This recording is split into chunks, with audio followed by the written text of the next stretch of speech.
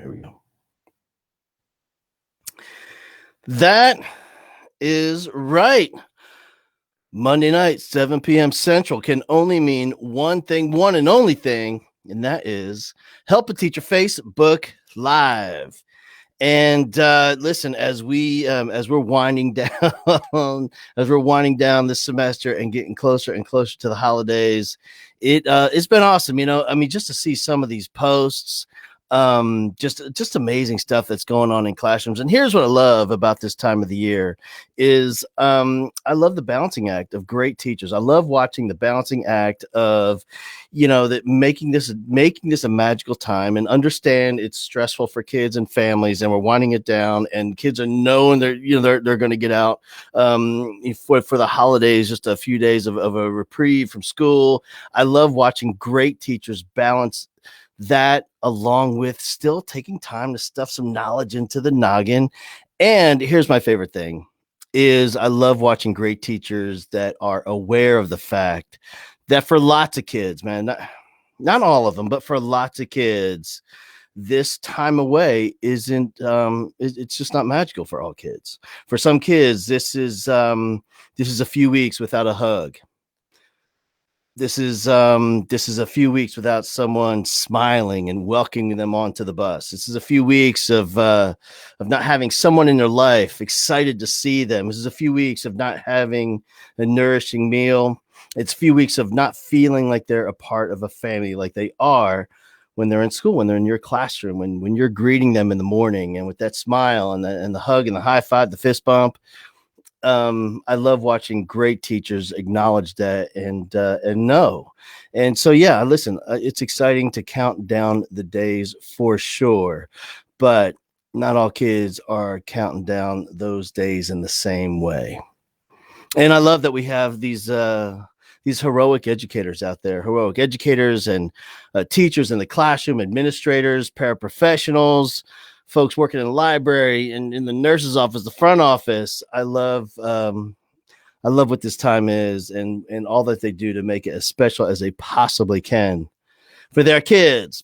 All right, let's get into this thing. So tonight we have a friend of mine. He's been in this game for 38 years. This guy must be about 105 years old. I have no idea. We're about to find out. And Martin Silverman is going to join us. He's the principal of an elementary school, and this dude is all about school culture, and he's one of the people I love talking to because he gets it, and what this thing is really all about for teachers and for the kids.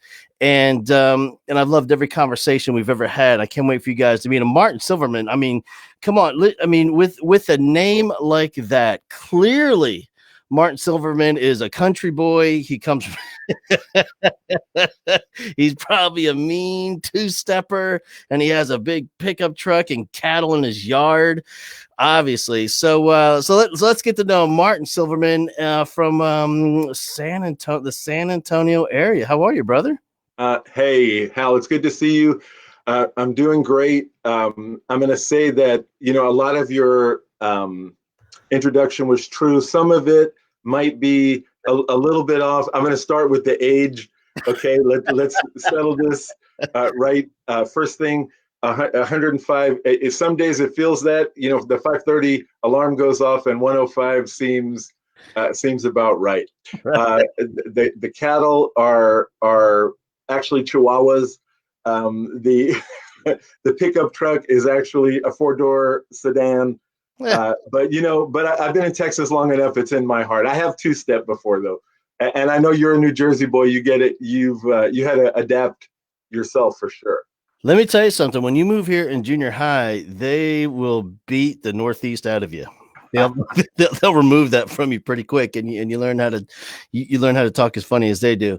And yeah, man, the two-step thing never worked for me because as a musician, it didn't make sense because the song is in 4, the dance is in 3, and we call it a two-step. So none of that really made sense in my mind. That's math right there. Right, that's your math right there. Musician math right there. That's right, musician math for sure. Hey man, here's what I want to ask you is as you were teaching school, there had to be some point as a classroom teacher where you started having these thoughts and these ideas and visions. of taking on a role in a school, not just in the classroom, but supporting teachers and as a campus leader. And at what point in your career did those thoughts start materializing? Yeah, that's a great question. You know, that it actually started pretty early in my career. I actually started the master's, I believe, my second year teaching. I was in Houston. I started at University of Houston, and you know, and part of it was I I knew the influence that teachers had had on me, and it was important to me to have that influence, certainly on the students that I was teaching at the time. But you know, you just think I could have a broader influence if I can work with other people, because you know, every day my classroom, I thought, and I was 21. I was a 21-year-old, you know, new teacher, had just moved here from Brooklyn, so you know, the big B, and moved to Houston, and you know, got the culture shock for sure. But also, the teachers that I had a much broader influence over not just me and the class, but in the school. And so I thought, you know, that's the guy that I want to be as well. Yeah, and when you moved here from Brooklyn, this is about the time of the Urban Cowboy movie, wasn't it? Like Gillies Definitely. was happening, all that.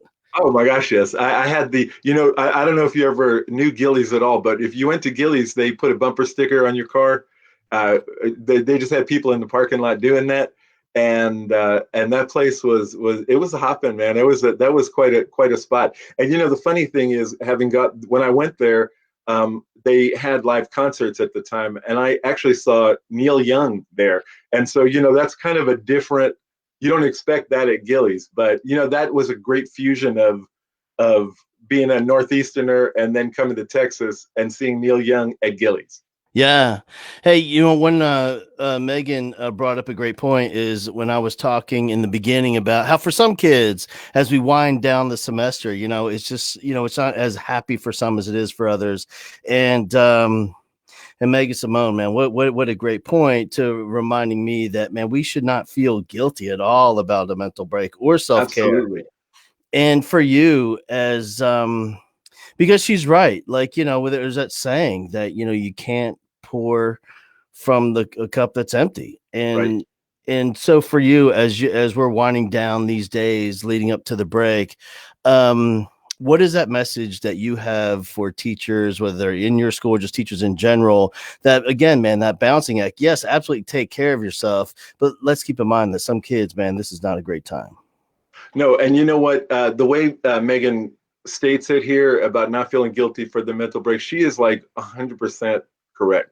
Because you know, one of the things that when you were talking about the things that kids will miss, you know, to me, one of the things they're going to miss the most is a steady, sturdy adult figure in their daily life during their most of their waking hours. You know, somebody who they can rely on to be there, to be present, to be focused on their needs.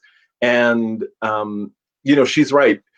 What do they say in the airplane? You put your mask on first before you put it on somebody else, and they do that because you're no good if you can't if you're not taking care of yourself. So you're not going to be any good for anybody else. And so you know, you're right, Hal. There's going to be kids who are going to miss us, and you know, teachers. I work in elementary, and elementary teachers tend to keep up with their kids.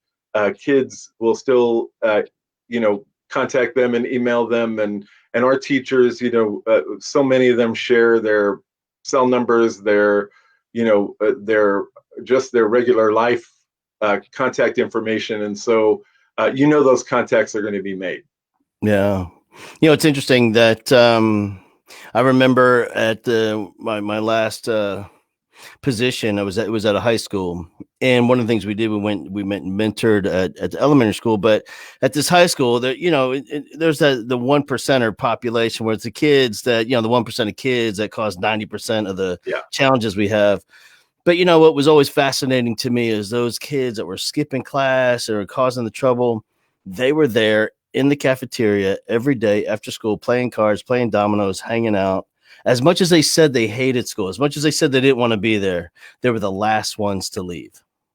Absolutely. I have a great story about that. So I was teaching fourth grade in San Antonio, and I had this kid who was, I mean, he was bad in class. He was that one percenter that you're talking about. He wasn't violent. He was just, disruptive, and he was in everybody's business, and he liked to be in the big middle of everything, and setting the spark that caused other things to go on. And we used to have, back in those days, we had people from outside the school that would come and observe us and evaluate us, right? And so, you always worried about, you knew when they were coming, so you always kind of worried about, like, how are my kids going to be when they come? And so, of course, you worry about this guy, and his name is Carlos. So I'm going to name him by name. All right. So Carlos is going to, I'm like, how's Carlos going to be? And Carlos was a perfect. I mean, that kid could not have been a better angel during that observation. He participated. He followed all the rules. He, answered questions. He did his work, and I was like super, pumped about the fact that he was doing such a great job. And the woman, finishes her observation. She walks out, and Carlos does this physically. He goes like this, and he puts his hand down across his body like that. And I said, "What are you doing?" And he says, "I'm taking off my nice suit. I wore it for you while that lady was here, but I'm taking it off now." And man, I have never felt as loved as that moment as a teacher, because he did that for me. Man, it's kids are cool. You know what I mean? Like stuff like that. It's like, but here's the thing, man. Like you can only get it if you're a teacher, and you can only get it if you have a relationship with that kid and you know each other on such a deep level because you're spending your lives with each other. Like they're part of your immediate family. And those little moments like that, just, I think it's the depth of the relationship is what compounds the significance of those moments. And that's a story you tell today, and you'll tell it, when you're 205 years old. Yeah. Which is not far off, right? Um, the you know it's you're right, and we talk now. This, if you want to go back to when that would have been in the late '80s that happened, and we talk about relationships a lot now. SEL is like kind of at the forefront to a lot of what we figured out, but really that's not been a secret. That's always been the teacher that was the biggest influence on me was my junior high. Well, and I had a positive and a negative influence. So I'm wearing, I'm channeling our friend Taylor Armstrong today. I'm wearing his "Pardon My Positivity" shirt. So There you I'm go. going to give you the positive one. So my seventh grade Spanish teacher. So I want you to envision, before most of the people watching this were born, I had this teacher. I want to say probably 1973-ish, 72-ish, 73-ish. My first taking Spanish experience at Cunningham Junior High School in Brooklyn, right? And this lady was I mean, she connected to us immediately. Everybody in her class was her favorite person, and she was so glad to see us every single day. And she tap danced on her desk and sang to us in Spanish, and she told us how great we were all the time at things. And I have, and this, it's going to turn sad here just in a quick second, but she and I have kept in touch we're Facebook friends. Every teacher appreciation week, I got to tell her, that you're the reason I became a teacher, and became, fluent enough in Spanish that I could become a bilingual teacher and lead a bilingual school, at one point. And she passed away last week, like a week ago yesterday. Mm. But I mean, we had that connection on Facebook up until probably the last time I heard from her was maybe 2 or 3 weeks ago. And she still would tell me, "I'm so proud of you. I'm so proud of what you've done," and things like that. And it's so simple, but that's kind of the key to everything. And I tell people how, when I would get my class, and I was taught self-contained elementary, except for a year that I taught a bilingual pullout. I would look at the kids on the first day, and sometimes you have to make it up, but it's like, if I could have picked a class, this is who I would have picked. Yep. You all are the chosen ones, because we got to be together. And that's what I needed as a kid from a teacher, because I was a good student and got good grades, and was pretty much a pleaser. But I wanted to feel like they wanted me to be there, and that that I wanted to be there. And that's, anybody can do that. Everybody can do that. Everybody should do that. Man, I have this book coming out in the next couple of months or so. I wrote with Dr. Brad Johnson, and one of the chapters that I put together was, in my just in my tenure of teaching school, I've always, not always, but for many years, I taught a really challenging population. And it was a lot of times it was kids that were coming back from an alternative learning campus, and it was my job to integrate them in to the school. You affectionately called our class halfway house, because it was kind of like, that's what it was. And again, man, these weren't bad kids at all. They're just challenging, and they're just bad criminals. They got caught when the other kids didn't get caught. And people would always ask me, like, how can you love these kids? You're like, man, you get, I mean, they're look at my roster, look at my classrooms, like, how, like, you always talk about how much you love them. How can you love them? And I have to explain to them. I said, look, when they show up, I don't even know those kids, so I love them. And they act out, and because they act out, I love them. And they say horrible things to me, so I love them. And they misbehave, so I love them. And so it's the verb, like, it's the active. I'm actively loving this kid, and eventually, over time, it turns into an emotion. Right. But at the beginning, I don't even know the kid, Right. so I love them. That's the default. The default should be, they're going to be great, and it's going to be, they're going to have the best year that they've ever had, and that should always be the default. Yeah. And as I look back, it was for me, school wasn't all that enjoyable, and I mean, honestly, it's pretty painful. But the few moments that I can look back and think that like all the great positive memories was all built around. It was all built on a foundation of that teacher that took the time just to talk to me as a person and built a relationship. And it was almost as if we were friends. Like, I knew they were the boss. I got it. They're in charge. They're the adult for sure. But I felt loved. Right. And it's very parental in a lot of ways. It's not like your buddy. The teachers were never, I mean, teachers didn't used to be that at all. They're not your buddy. They're your teacher. But I still think that's the way kids want it. I think kids want us to be like they don't want us to be their buddy. They want us to be their responsible adult that they can count on to show us, to model for them, this is the way a responsible adult lives their life. And you could also, like, I'm not so different from you that you can't also do some of the things that I do. Yeah. A superintendent, her name is in Quitman, Texas, Rhonda. She sent me a book. I thought I had it right here. I was going to bring it out, but I don't. It's I believe it's called A Beautiful Constraint. And what it's all about is it's a study done on a playground. And when there was just a playground, and all the kids played on the playground right there with all the adults. And then around the perimeter of this giant field it was built, and they built a fence. And as soon as that fence was built, all these kids would scatter into the field and play everywhere, all the way rather than standing right. And it was that feeling of safety, like, once they felt safe, it was safe to explore and venture out. And it's a great read, man. It's kind of heavy, but like, I think that's just another example of the more security we can provide a kid, the more they're going to venture out and become who they are supposed to be. No, absolutely. And if you've spent any time in elementary, we sometimes, I hate to say, we sometimes actively work against that, because we do a lot for them, probably more for them than we should do for them. I always think about when you and I were kids and you would play outside. Well, first of all, you may not even have an adult out there with you, but suppose you did have an adult out there with you.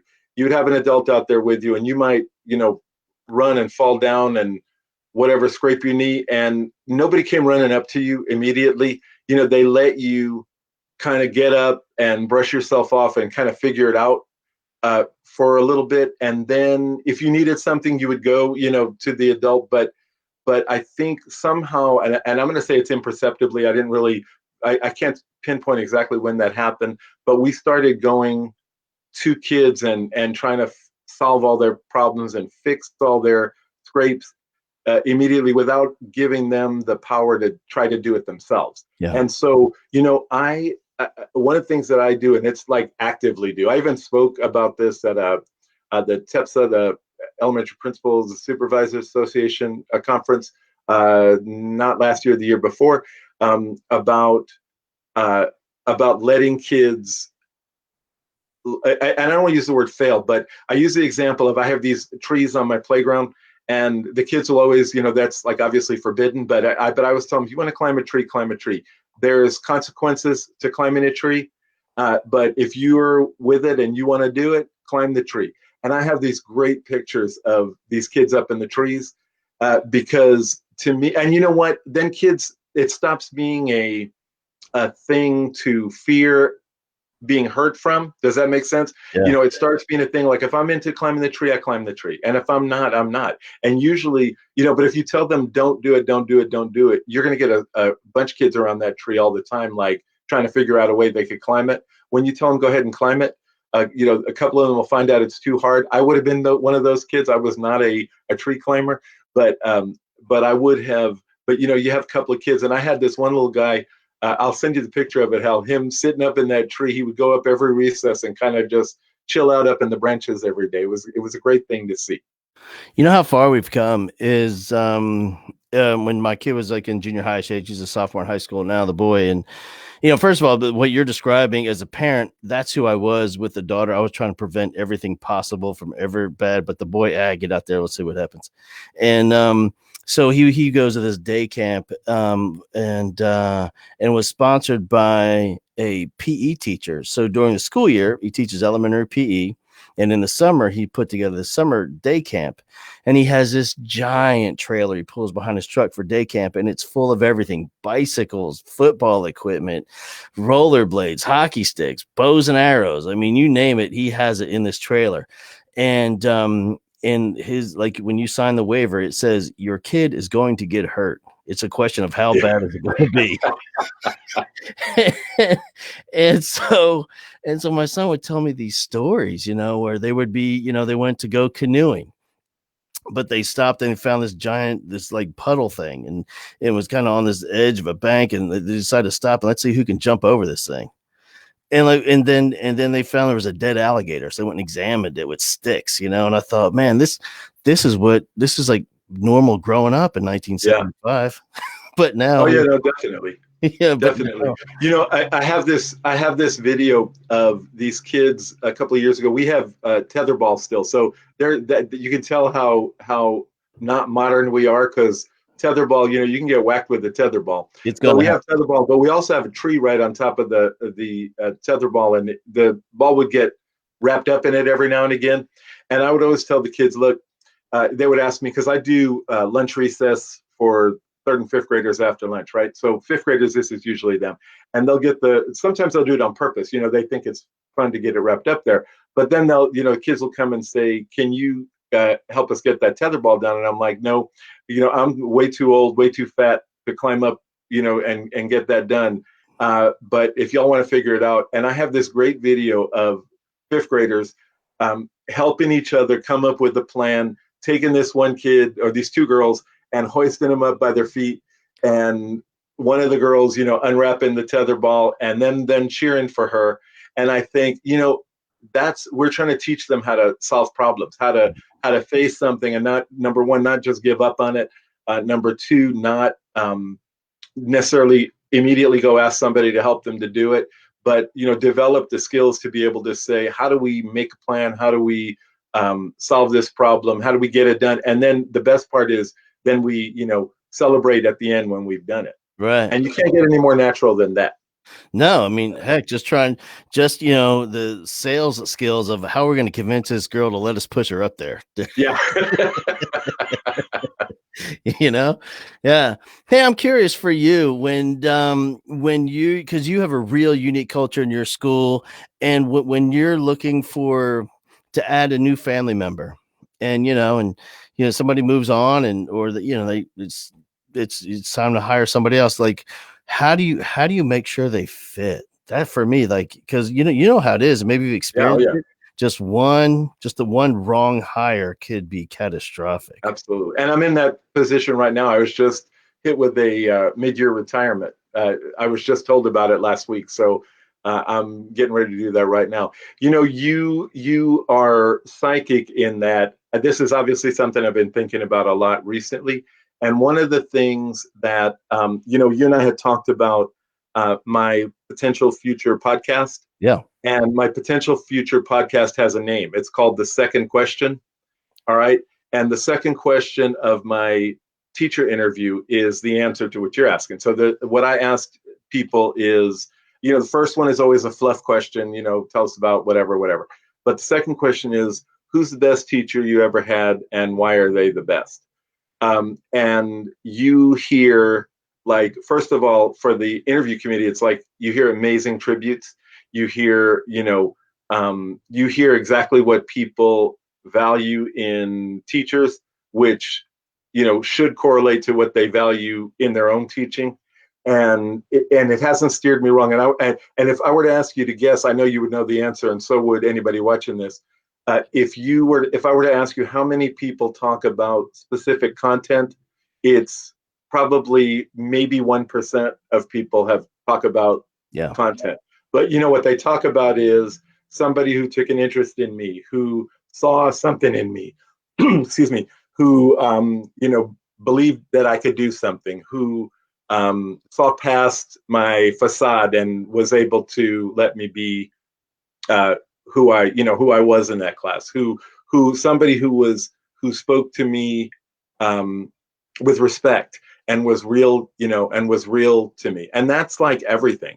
And so that is, I'm going to say that's the number one thing. And I've been lucky, man.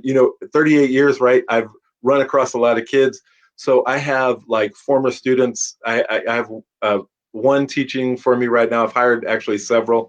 And if I can find former students or especially people who know people, that's always a great deal, because people who understand what the cultural expectation is at Salinas or any place that I've worked. They get that that's going to be a big part of what they do. Yeah. I always say, man, it's really easy to leave a job. That's awesome. In fact, it feels fantastic usually, but to leave a family, a place where you show up every day and you're part of something bigger than yourself, and you're a significant component there, and you're part of that family. I mean, that's what people live for. And when you can find that in a school, and where the thing you spend the vast majority of your time at and doing and thinking about, I mean, it's such an amazing experience to have. Oh yeah, definitely. And we're you know culturally with people right now, that's harder to do because moving around has become the norm. People didn't used to move around. People would take a job and stay in that job for their whole working lives, and that's not the reality of it anymore. So the expectation is that you're going to come and you're going to be part of us and contribute to us, and enrich our community, and however long you choose to do that. Yeah. You're right. Especially in other states, especially union states, whatever job you get, that's your job until you Right. retire. That's right. you know, That's but you're for right. sure. And I think because of, we just don't have that reality here. And I remember, every year in the last district I was in, which had 70, 75 campuses on it, they had a change of campus form to come out. If you want to go to a different campus, just fill out the form. Yep. And I think that it almost creates the presupposition in your mind that the grass could be greener somewhere else. Right. Maybe they Oh yeah, do have it definitely. better. But I got to tell you, brother, in my experience, if I don't even need a great principal, I just need someone to let me do my thing. You know what I mean? That Right. because I could make my classroom, once I close the door, all I need is some freedom. And if I had that little bit of freedom, I can create this place to be whatever I wanted to, because what I do know is when kids cross the threshold of the door and they enter my space, they're going to adopt all my principles and our family values and everything that we create in this place, and it's going to be instilled in that kid. So I never really felt like I needed another campus. Well, what you described is, you said I don't need a great principal, but that is a great principal. A great principal is going to let you do your thing. There was a question, I can't even remember where I saw it. I was on Twitter, and I was saying something about teachers, and I commented. I don't comment a lot, but I did on this because I said, the last time I was in a classroom was the 89-90 school year, right? That was the last year that I taught. And so, what do I know about daily, the daily teacher stuff? I mean, I know it because I see it, but I don't live it. It's easy for me to go in and read a story to a class, or watch kids in the cafeteria or in the playground and stuff like that, but I don't live the day-to-day 6.5 hour time that teachers have. And so I have to be able to have people that I can trust to do exactly what you just said, because they don't need me to tell them how to teach. They need me to let them teach. Yeah. Hey man, here's a couple of final questions for you.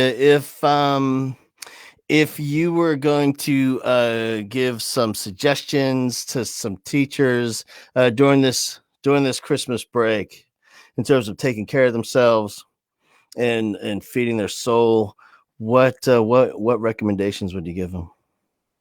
Well, there's a couple of things. Number one would be turn off your work email. If it's an emergency, you'll find out about it. Put your bag with all your stuff that you carry around back and forth. Just put it by the door, put it in the closet, and leave it alone for a little while. And stay in your pajamas for a day or two, and shop online and watch a movie, and enjoy your real life, because your real life is what's going to be there after you're done teaching, and your real life was there before you started teaching. So feed your real life as much as you can. And I would want people to ponder this. So I have a 32-mile each way drive to work, and so I have a lot of thinking time, right? And so I use my notes on my phone. Sometimes I'll hit the button and talk a note in. And this is what I was thinking the other day. I was thinking, kids, people are talking a lot about how kids are falling behind, that they're because of the pandemic, they've been falling behind. And you know what? You could make the argument that academically that's true, that kids are not where they are typically expected to be at this time. But man, what they're doing is they're adapting like crazy. And you would say the same thing about teachers. Teachers may not feel like they're where they are supposed to be, but they're adapting like crazy, Hal. I mean, they're having to do everything for the first time this year, and they deserve to honor themselves and say, you know what, I am maybe not where I was last year, with the lesson plans, but man, I'm adapting all these new skills that I've learned, all these things that I have done. And I hope people allow themselves. Teachers don't always get a chance to be reflective, but hopefully they can reflect on that for sure. Yeah, I love it. It's so true, man. This is this break, I think, is I mean, all breaks are important, and all time away from the school and time to recharge and time to get back into your real life is always important. But for me, just a feeling that I have when I'm in schools and what I see online and listening to teacher conversations, this break is more critical than any we've had in years. Absolutely. Yeah. Absolutely. Hey man, listen, thank you so much for hanging out with us. I love all that you have going on, man. I love all you do for your kids, your teachers, love you, love everything about it. And I really, really appreciate you. Hey, thank you so much for letting me tell my stories. It's my favorite thing to do. So I appreciate the time. All right, man. We'll keep everybody posted on when your podcast comes out. Yes, sir. Thank you so much. Thanks a lot, Hal. Have a good night, brother. Take it easy. You too.